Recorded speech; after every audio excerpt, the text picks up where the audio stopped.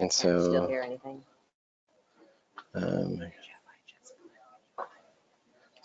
we're going to share the camera also. I'm going to share the screen. Oh, do that. But I can't hear anything. Yeah.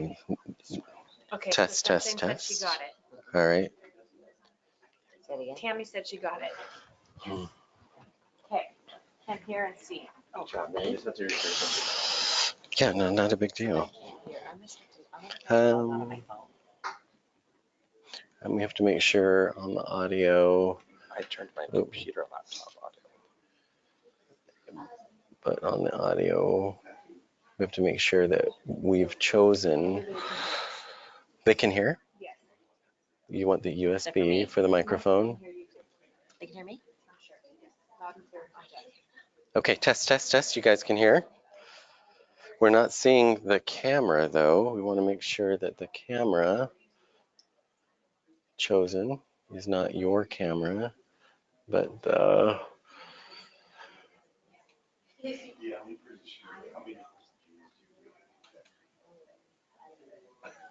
Is this plugged in? It's not plugged in, Jason. The camera. Everybody can hear. They can't see Jeff, which we know, but they can see your slides.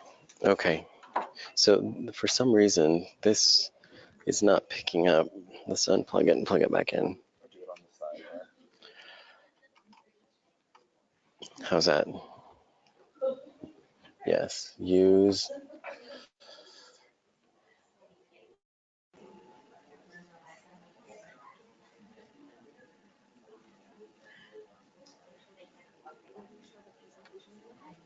So it's going over to the Sony.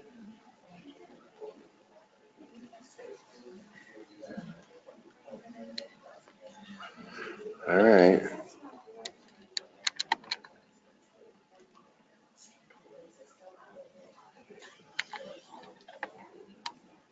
There's nothing there. Right. There's nothing up on that screen because my computer is plugged in. Sure. Oh, perfect. Okay. Perfect. Okay. All right. Getting there. Getting there.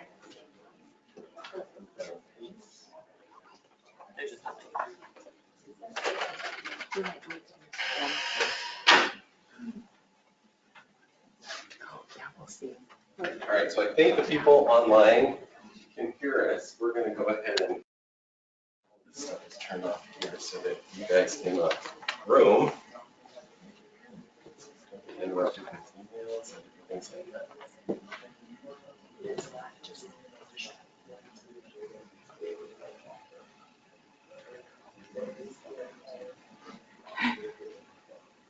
Yes. All right. Thank you guys for being here today, and we are so excited to have you as members of HFMA. It really is pretty awesome. Everyone can see. Can the people online hear? They can see. Yes, they can see. So we're good. Sorry about all the technical stuff. Get my wits about me here. So my name is Jeff Johnson, and I am just with the chapter. I'm on the tech committee, believe it or not. It doesn't look like it because of everything that went on. But I'm really excited to talk about this topic here. How many of you have ever wanted to say no to somebody? Needed to say no to somebody? Anybody ever fear saying no to somebody? Yeah, me too. And there's ways that we're going to talk about today to actually position that a little bit better for us. Now, many of the things I'm going to cover today should not be a mind-blowing thing. They're things that we are aware of. We know that we have to say no. We know that we need to position appropriately. We're going to talk about some steps prior to saying no, though, that will help us establish a good rapport when that no does need to happen. So with that, on our time today, first of all, did everyone in the room get to fill out a piece of paper? Put your name on it. We're going to do a drawing, and I'm really excited about the drawing. Also, for everyone online, and for also those of you in the room, I do have a takeaway from today as well from our time. So we'll do the drawing at the end. We're going to have 3 winners, so it's not just one. Yay. Odds went up. Pretty good. And as we go through things, I also have a couple of videos. For those of you online, what's going to happen is you should hear everything just fine because we have the sound turned up in the room, and this microphone should pick that up. Kelly's going to move the camera over onto the screen only. When those videos are playing, please just watch the video portion here, not the slide portion, because it won't play very well. So, two audiences. There we go. For those of us that are here in the room and online, this is what we're going to cover today. We're just going to understand the foundational principles that allow us to properly say no while maintaining relationships, because that's important at the end of the day. Also examine 13 powerful steps to properly communicate what? No. Okay. Explore specific examples of communicating no, and of course, we'll have a little bit of fun along the way as well. So question for you, have you ever had to tell someone in authority over you no? And how did you handle it? Anybody in the room want to share an experience? Okay, Jason Vicker, did you ever have to tell somebody no? Sure. Yeah, and how did you handle that, Jason? I mean, I just gave them. I'm going to come near Jason here so you guys can hear him online a little bit better. So go ahead. I just tried to explain the situation in terms of what my bandwidth was, and then told them that either they can have the opportunity and I can either do that task and remove something else, or I'm not going to be able to do that with my current workload. So put it back onto them. Awesome. You put it back on them. That's pretty good. And how was it received? Pretty well. Pretty well. What those of you online can't see is I'm bending over and shoving my tie into Jason's face because that's where I have it. Great job. Thank you for sharing that. What happens when someone needs to say no, but they don't? And this is really important, you guys, because there's an outcome when we really need to say no and we don't. So what happens? Yes, Kelly. Hook. Sorry. I think we're at risk of under-delivering. Oh, So perfect. if we don't say no, we're not able to produce the work that we would like to produce. I love that. Not able to produce the work that we need to do at the end of the day because we have too much. Those are some of the reasons. So some of the results that come out of this from the studies show that we become more stressed as individuals when we don't say no than we should. We tend to be a lot unhappier due to the fact that we didn't say no. We have this great frustration. Our dissatisfaction goes up in our job. And by the way, the interesting part, so we're dissatisfied in our job. Whose fault is it? It's ours because we don't know how to say no because we're fearful of saying no. We start to get angry. And how is work when we're angry, you guys? Is it good? We end up with this victim mentality as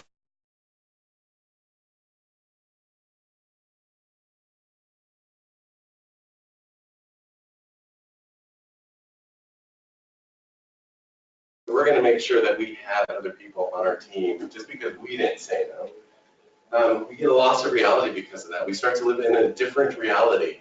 It's our no reality that we didn't say no to, and so it's really that. And it becomes fighting and even meltdowns at the end of the day. So there's not a great result when we need to say no and we're not willing to say no.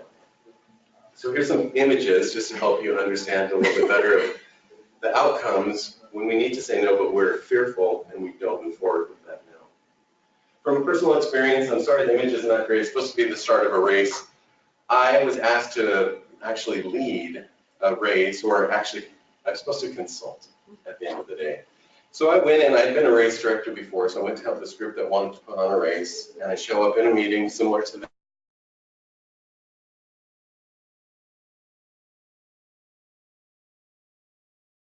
this. They start asking me questions like, what are we going to do? How do we do that? I knew it. Meeting 2 and 3, suddenly I'm in charge of the entire event. That was not my plan. I was supposed to be a consultant. I only had time to be a Lost consultant. audio. I can hear.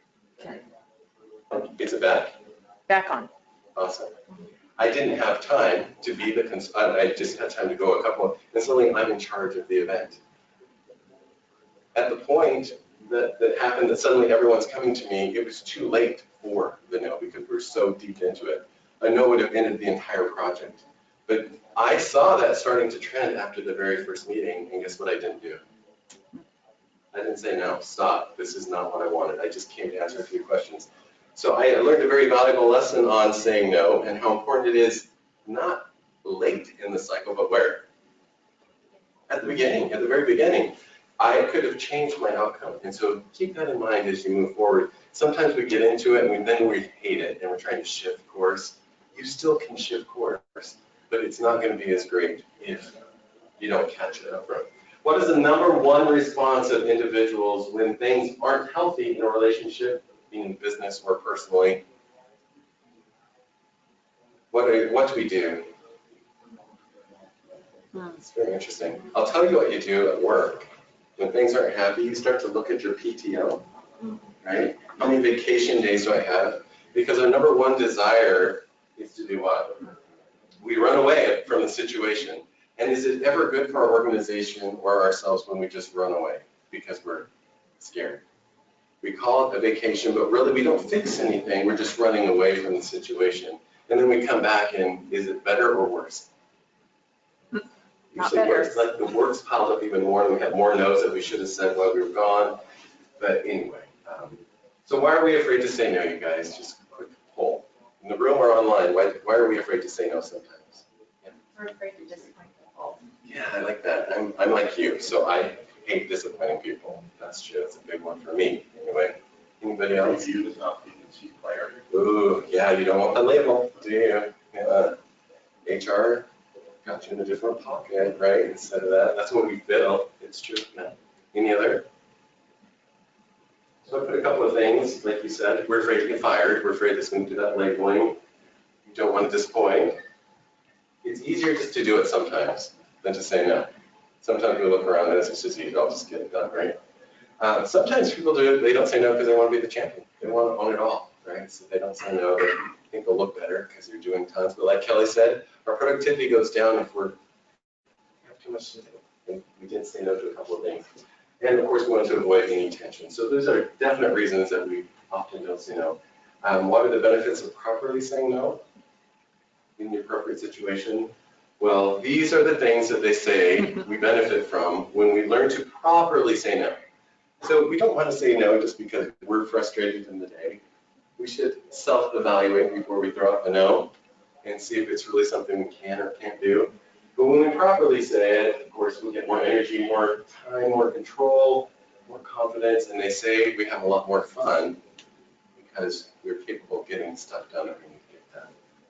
So going into this power of saying no, there's two key things, foundational principles that I want to cover first before we actually jump into those 13 steps. So number one, for you as individuals, us as individuals, is so important. In order for us to be able to say no, we first have to show up at work and be present. So if I say be present, what does that mean to you? At work, let's just take the workplace, be present. Anybody ever sit through your interview and they're like, you know, we just want you to show up and kind of warm the seat, but we really don't want you to do any work? Was that ever an expectation? It's not, right? They want you to show up and do amazing things, and the only way that we can do that is we show up and we're actually present. Why is it sometimes that we're not present when we show up? Think about stuff in your personal life instead of what you're there to do. Yeah, and that's real, and we can't turn that off because those things do happen. If we can show up, though, and be completely present, it's really powerful, and it shows those who are leading us that we're committed to what we're doing. So step number one, if you want the ability to say no, you really have to show up and be doing your job every day and doing it well in order to establish that. So that is what it means. We have a little video that I wanted to share. So we're going to try it right now with the audio and everything and see how it turns out. I'm sure they'll tell us if they can't hear it online, but here we go.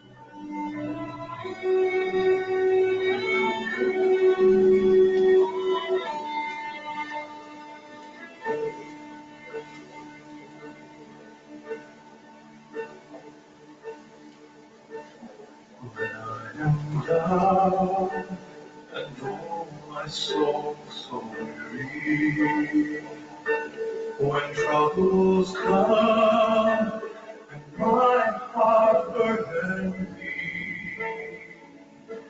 then I am still and wait wait here in silence till you come and sit a while with me. You raise me up so I can stand on mountains. You raise me up to walk on stormy seas.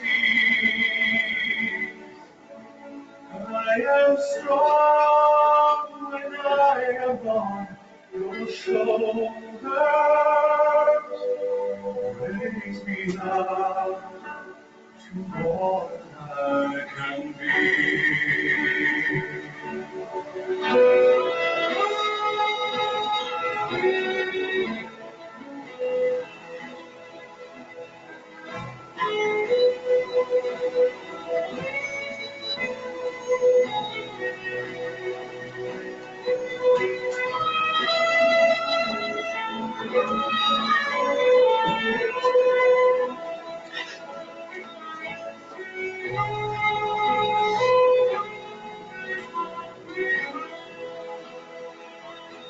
You raise me up so I can stand on mountains.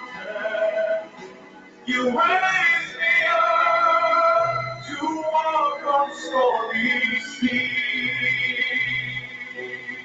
I am strong when I am on your shoulders. You raise me up to more than I can be.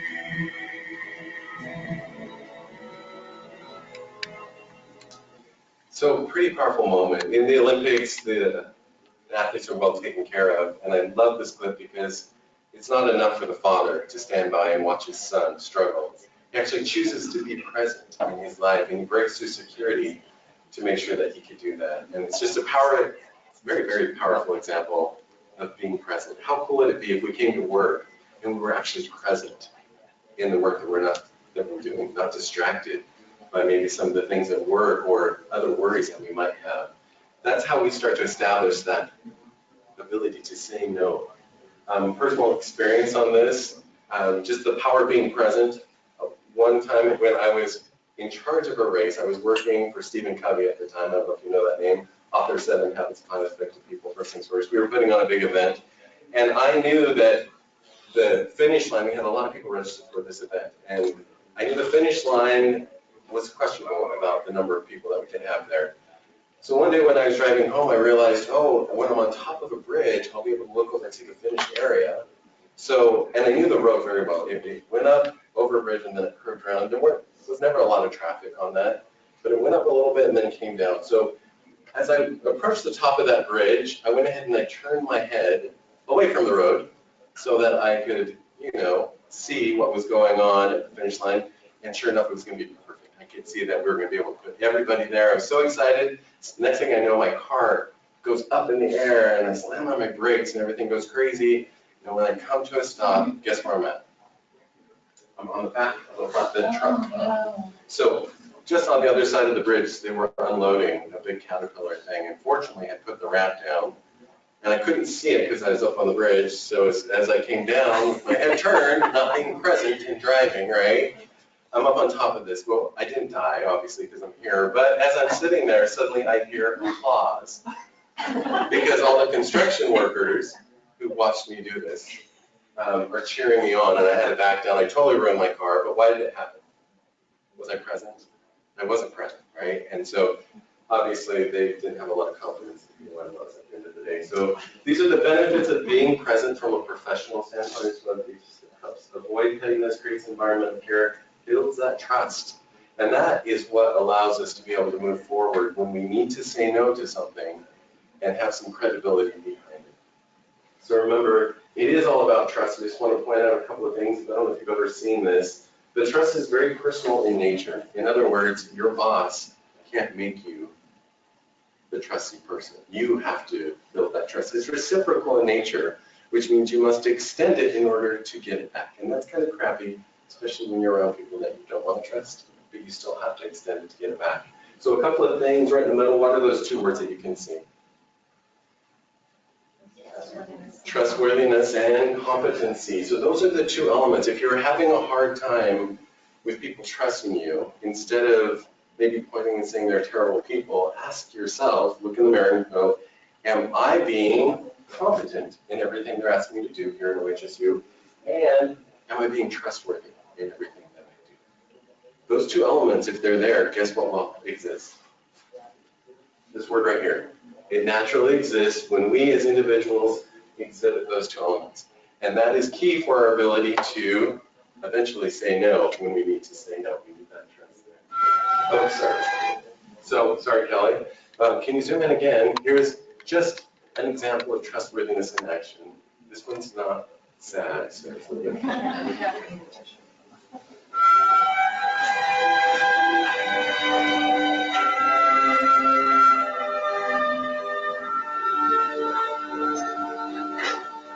Hi, Hi. I was marooned on an island for 5 years with this package. I swore that I would deliver it to you because I work for FedEx. That's very beautiful. Thank you. And by the way, what's in the package? Nothing really. Just a satellite phone, GPS locator, fishing rod, water purifier, and some seeds. Just silly stuff. Thank you again. You keep up the good work. Hilarious, right? But was he trustworthy? And that's the point, right? So now I want to just cover the 13 steps and we'll rush through to make sure that we're done on time. I just got the word. We're done at 10, right? We're just before? Just before. Just before, okay. So I want to go over the 13 steps to properly say no. And these may not be, again, any crazy eye-opening things, but they'll definitely help us remember the best way before we step out and do that no. So it's not only, it's only by saying no that you can concentrate on the things that are really important. And that came from Steve Jobs. In fact, most of the big wigs that have made it and they're successful in their life, one of their mantras is to actually say no, because it clears them up so that they can move forward with the things, their goals that they're trying to accomplish. So step number one to properly say no is to read the mood, or I say take your boss's temperature. Has anyone ever had a situation where your boss is not in a great mood and you tell them no? Everyone's shaking their heads no, because you guys are smarter than that, right? So that's what we want to do. Don't tell your boss you're too busy when you know they're in a bad mood or they're having a bad day. And that's step number one. You've got to read the mood that's going on. I had an experience on a personal level where I had a boss come to me and they were very upset about stuff. And what they were upset about was actually their fault. And I just thought it was appropriate to let them know that it was their fault. They shouldn't be complaining to me because it was their, and that, how do you think that ended? It was horrible. Like, it turned into them screaming at me. So, lesson learned, right? Always look at that temperature in the room before you do anything. Read the mood. So a couple of things on that. The last thing you want is to be an scapegoat for your boss because you didn't read the mood. So very important to make sure you're reading that. You don't want to be the straw that breaks the camel's back either. And so what you want to do is you want to, if you see the bad mood, just wait. Give yourself time. Wait a couple of hours. Let them calm down. Let the situation improve before going back. That's step number one. Step number two, probably say no, is to buy a little bit of time. Has anyone ever needed to buy a little time before saying no? What happens if you don't? What happens if you just move forward with a no when you need to pause a little bit?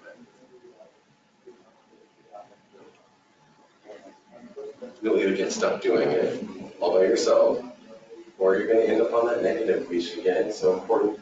Don't agree to do something just because you're put on the spot. And that's probably the hardest thing. We do get put on the spot a lot at work. Hey, you should do this right now. Can you get it done?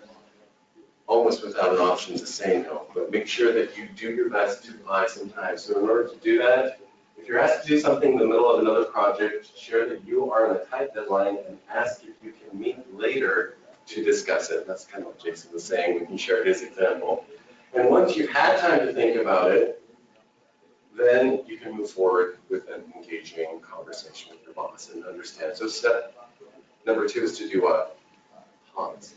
Give yourself a little bit of time before you just answer yes or no. Number 3, they say, is very important to show gratitude as individuals. So when you're grateful, fear disappears and abundance appears. That comes from Anthony Robbins. Why is it so important that we show gratitude towards our bosses when they come to us and they want us to do all this extra work? Anybody? Why would that be a step? Why should we be grateful for this moment? Because they trust you to do the work. Yeah, that's great. The attitude that they trust you. You know that you establish that trust. And it's very powerful when we have that gratitude. I'm going to skip a story that I have, but it's so important because when we're grateful, this is what occurs. And I love positive attitudes. So there's so much power when people are positive. It helps us be able to say no at appropriate times. It helps us move through a lot of things too. In fact, these are the benefits, they say, that exist for people who are being positive.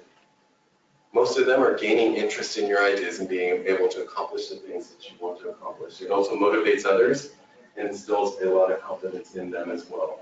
So it's important that we stay positive. One thing that we have to avoid are stories. So when I say please avoid the stories, what am I referring to? Do we ever have negative stories? Do we have stories in life that get created? And as human beings, are we good or bad at telling our stories? Pretty good. From the beginning of time, if you go back and look at all the cave drawings and stuff that are there, people have been telling their stories for a long time. But we want to live in reality and avoid those negative stories. So what do we mean by negative stories in the workplace? Anybody ever have a negative story that gets created in the workplace? So it looks something like this. I come in, and what's your name? Right. Brent? Oh, cool. I think they're still Brent. So I come into work, I'm really excited to speak with Ryan. And because I have something I want to share, but she's really busy working on a project. I don't know if she's working on a project, so I come like, hey Ryan, how are you? She looks at the project, at the same time she gets a little eyelash in her eyes, so she does this to me. Right? And then she's so focused, she goes right back to it. So I'm like, right? So I come over to my friend, what's your name? Leah, and I'm like, what happened today? Like I walk in, I'm so excited to talk to Ryan, and I say hi, and she says, look at this is me. She hates me, and I don't even know what I did. Right? Does this happen in the workplace? Yeah. Sometimes it happens even funnier. We sit down and we just make a little sign next to somebody and they're like, oh, what did we do?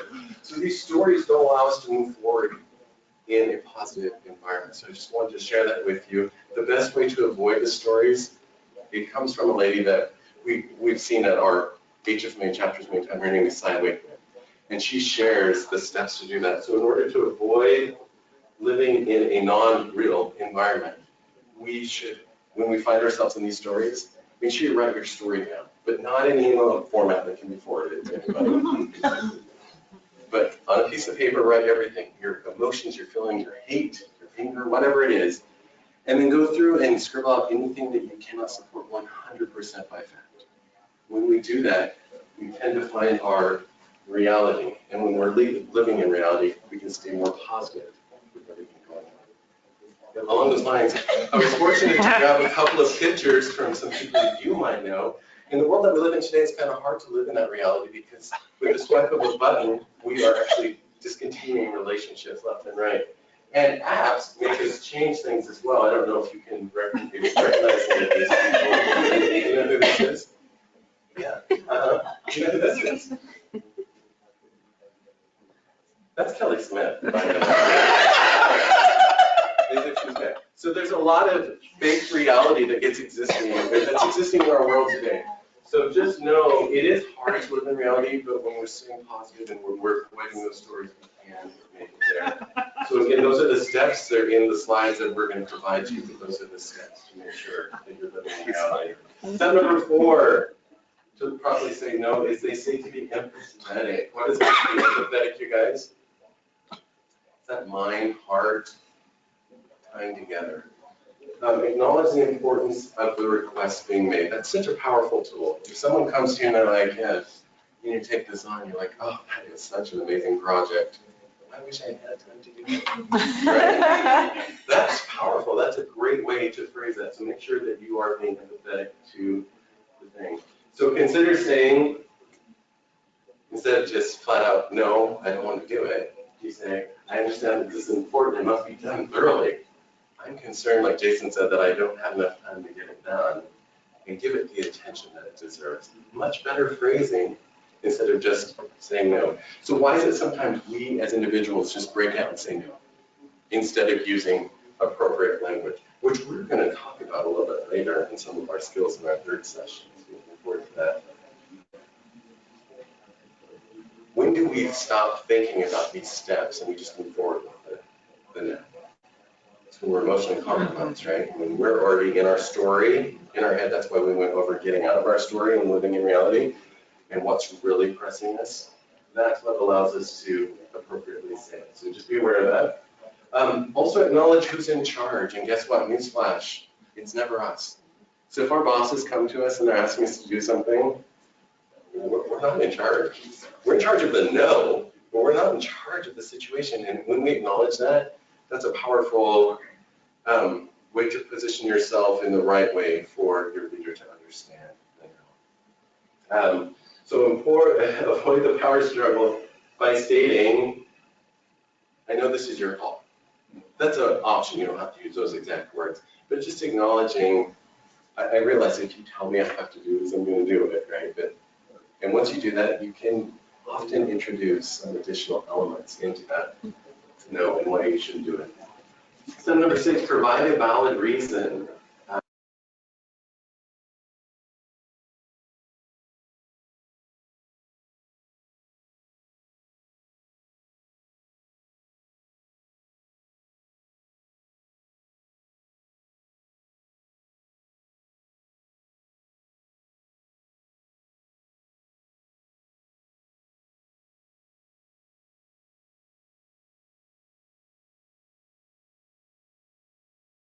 Oh, there it goes. Okay. We have a new tech team here today. You guys are doing great, by the way. So just example of a non-valid reason to say no. Sorry, I asked for scramble. This is over easy.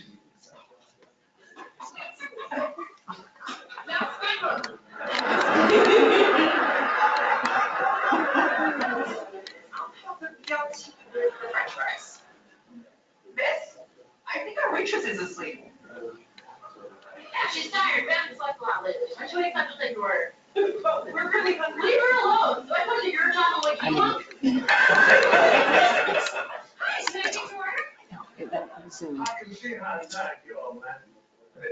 Okay, so again, those were emotional responses, right? And they did not produce a positive outcome. So make sure that you're giving those valid reasons. So to provide that valid reason, come armed with legitimate reasons. Think about it. This is that giving yourself a little bit of time to kindly explain the reason that you cannot do it. And express more. Being overly direct is overbearing. But if you're kind and direct, then it's very good. Yeah, and just, we all know that it's super important. They're going to move stuff around on our plate so that we can work on that versus something. All right, I'm just going to jump ahead quickly because we want to get through, and we had the technical difficulties at the beginning.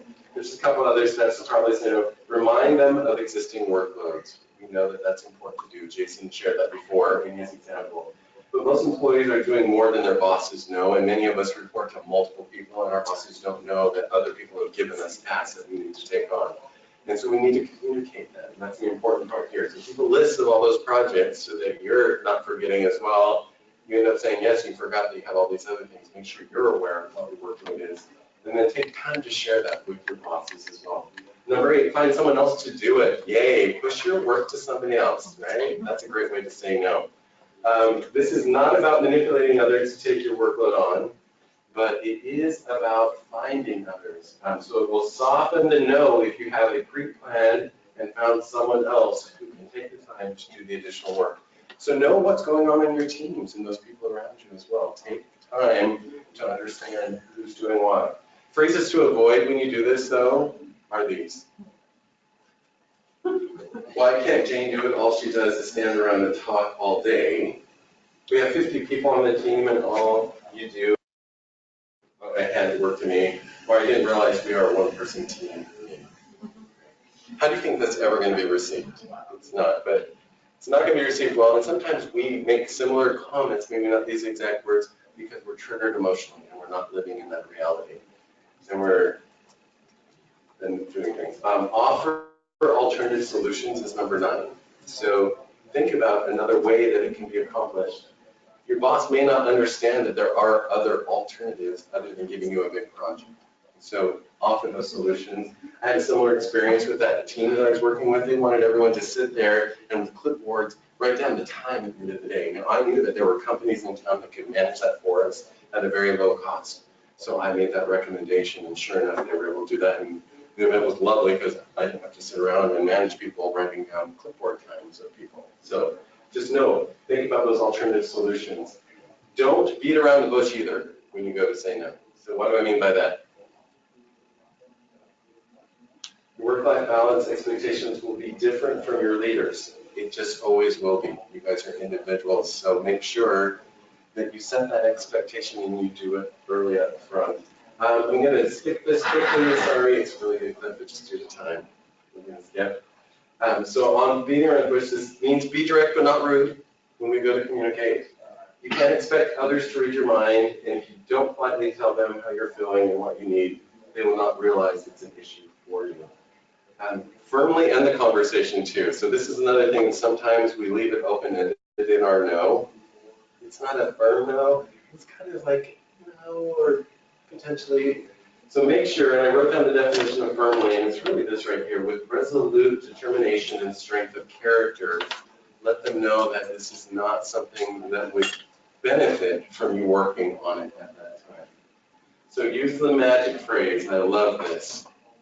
Firmly in the conversation, they say to say, thank you for understanding. If you're doing your communication, you want to end it firmly by saying, you know, thank you for understanding. At that point, when that is said, psychiatrists say that the person on the receiving end understands that you've reached all that you can do. Because you've shared, you did all the other steps, you explained your workload you got, and then you say, thank you for understanding the situation. Set boundaries. I love this. I had an assistant that came on with me, and she was really good at setting boundaries, and it made a big difference when it came time to say no. So one of her things when she came on, and we said, no should start where? Long before. She knew what her no's were in life for her to make it through a normal workload as an assistant. So when she came on, she said, I will not be using my personal cell phone. So you will provide me with a company cell phone, or I'm not even going to take the job because I don't want my personal life being with that. And she did it, and it made a big difference. I knew what her boundaries were up front. So then, and you know what, I never pushed back on those no's because I knew up front. We can go and set those again, but just keep in mind, it's great wherever you can, especially as you're coming into positions or shifting around. Know what your no's are before you even start. Last, step number 3, don't make it personal. This is not a moment for personal politics. When someone comes to you, all of those things that you've hated about your leader, you finally unleash and tell them. It's not a great thing. So make sure you keep any personal politics out of it. Everything you say should be factual and work-related. Avoid bringing your personal problems. Never say, I don't feel like doing this project because, or English, because of its benefit for me. So make sure that you don't make it personal, but you understand why you do this. And what happens when we don't learn to say no, you guys? This is just a quick clip to show you what happens. And if anyone's too young, we'll explain it to you.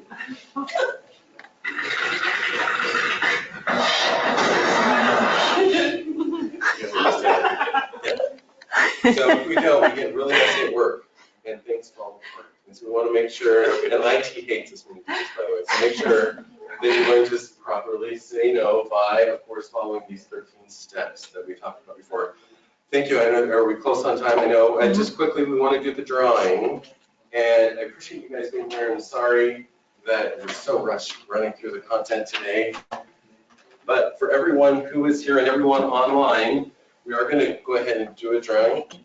But before we do, I just want everyone to know that for you today, for being here, we do have a special card for you on how to say no to your boss with all the steps on the back. So we'll have those available to be distributed. You guys can keep it nearby, you know, what you do. So please make sure that you pick up one of those up. And for all of you online, Jason Baker will have them and make sure that they get distributed, because that's what you do, right? All right. Due to my bandwidth, I don't have the ability to take that home right now. Oh, you used the no. No, I got you. Of course, no, you haven't established enough trust. All right, I don't want to be the bad guy doing this, so we're going to have Meredith, who is our current secretary for Oregon HFMA, do some drawing. So if she doesn't pick your name. I'm sorry. Yeah. Okay. First one, Jacqueline. Yay! All right, so for Jacqueline, we have a special no button. Yes, very good. Just hit that when they go in, and then you don't have to say anything at all, right? Right. Amy, also on the round. Oh, wow. Amy also gets a no button. Yay, Amy! Right. And our final one is? Final one. Also in the room. Right? Ryan. Ryan. Right. Yay! Oh, sorry. Oh, okay.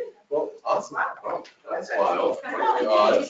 If you guys are just satisfied Ryan. online, it's not my fault. Thank you. Right. But we are going to get these out for you, and thank you guys for being part of How to Say No. Hopefully, it just triggered some reminders of things that we should do and how we should position things so that we're better at saying no. And we want to also thank you for being members of HFMA. We appreciate the opportunity to share some content with you, and hope you have a wonderful day. May the force be with you. Yes, thank you. This recording is also going to be made available to you guys online through YouTube. So if you go to YouTube and type in Oregon HFMA, all of our education sessions that happen, even at our big conferences, are out there, and you can go in and watch them at your leisure. How cool is that? And some great education. Maybe share them with your teams as well. Right. With that, we have another presenter coming on, so we're going to get everything shuffled around here. Just click the X button.